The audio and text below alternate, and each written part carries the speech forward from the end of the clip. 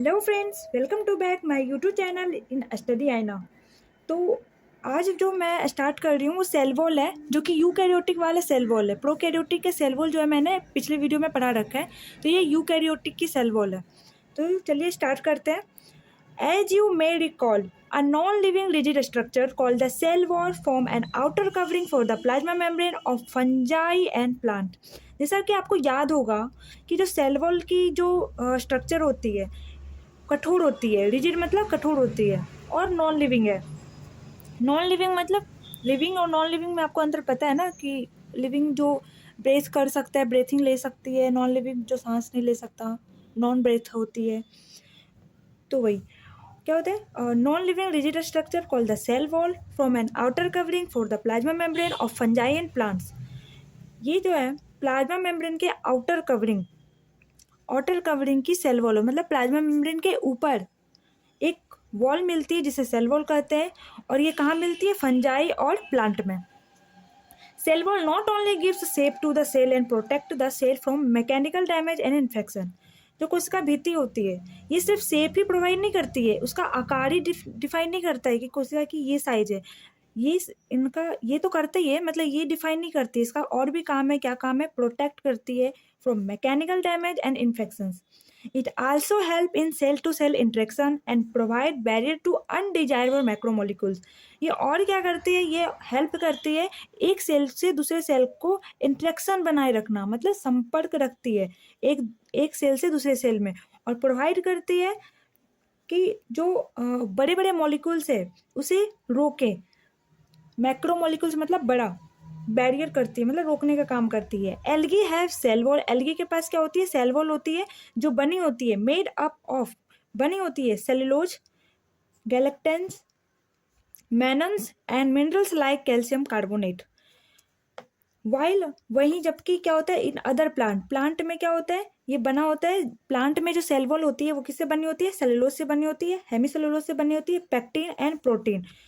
Algae में cellulose है, galactans है, mannans, minerals like calcium carbonate. वहीं पर प्लांट में क्या है? Cellulose, hemicellulose, pectin and protein. The cell wall of young plant cell, जो कोशिका भित्ति है, मतलब एक यंग प्लांट सेल की कोशिका भित्ति में क्या होती है? प्राइमरी वॉल होती है, जो कि कैपेबल होती है ग्रोथ में, और धीरे धीरे वो क्या होती है? Which gradually diminishes the as the cell mature and the secondary wall form on the inner towards membrane side of the cell. मतलब क्या कर रहा कि प्राइमरी वॉल जो होती है वो कैपेबल होती है, वो धीरे धीरे ग्रोथ करती है, ठीक है। ग्रोथ करने के बाद वो धीरे धीरे घटती जाती है और मैच्योर हो जाती है। मैच्योर होने के बाद वो सेकेंडरी वॉल में फॉर्म हो जाती है। सेकेंडरी वॉल फॉर्म होने के बाद कहाँ फॉर्म होती है? वो इनर टुवर्ड्स मेम्ब्रेन, मतलब झिल्ली के अंदर वो सेकेंडरी वॉल फॉर्म हो जाती है, मतलब बन जाती है। फॉर्म्ड मतलब बन जाना। The middle lamella is a layer mainly of calcium pectate which holes of glues the different neighbouring cells together. जो मिडिल लेमिला होती है, एक लेयर होती है, किसकी लेयर होती है? कैल्शियम पैक्टेट की, जो कि होल्ड रहती है, मतलब चिपकी होती है different neighbouring cell. Different neighbouring cell मतलब ये जैसे देखिए, एक ये सेल हुआ और एक ये सेल हुआ, ये सेल, चार मैंने सेल बनाए। जो होल्ड कर रही है ना, वो मिडिल लेमिला होल्ड कर रही है। यहाँ पर मिडिल लेमिला होती है, तो क्या काम करती है? ग्लूज की तरह काम करती है, मतलब ग्लू गम की तरह काम करती है। The different neighbouring cell together, साथ का।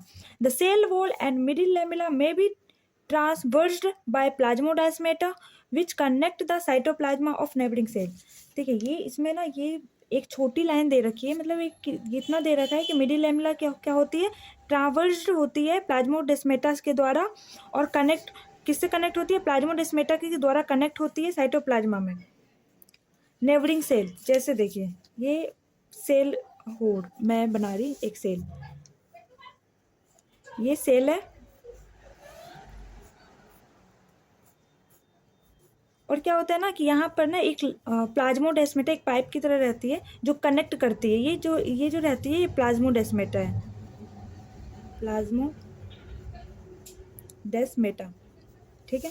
यही बोल रहे हैं कि ट्रांसफर बाय प्लाज्मोडेस्मेटा विच